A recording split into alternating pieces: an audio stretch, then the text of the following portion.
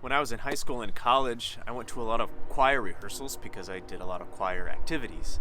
And I remember a lot of times this same experience when we would get a new piece that we would take a look at it the first day and try to read through it and look at the notes on the page and just see how well we could read it the first time.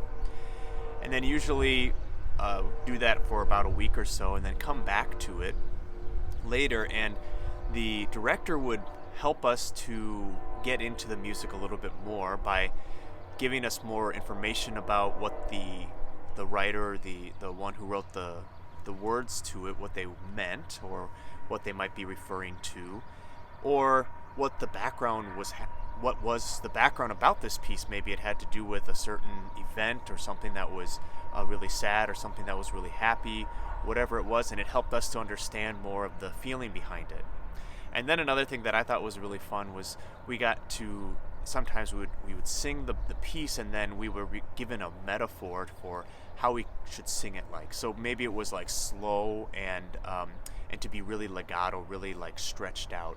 So we would be told to sing it like it's syrup. It's like we're like pouring syrup into something, or maybe that it's supposed to be like a really marching sort of sound, and so we would sing it like you're popping bubble wrap or something like that. Something crazy, but it always worked to kind of get us into the music more.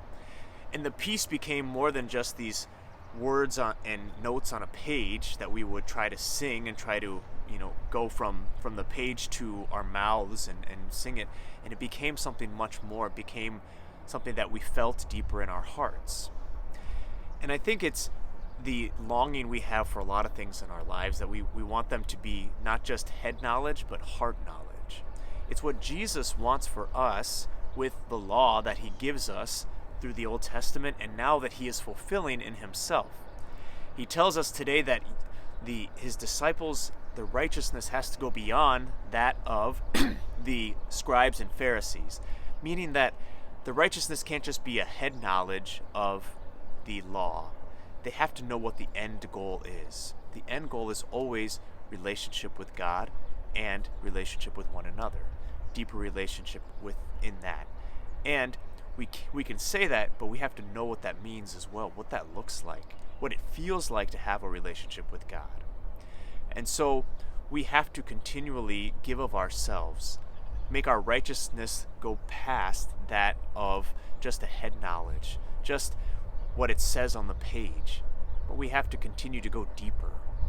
I think one of the greatest things that we can do as Christians and as believers in Jesus is look at what he says, and whether or not it makes total sense to us at that moment, we still are committed to trying to understand the deeper meaning.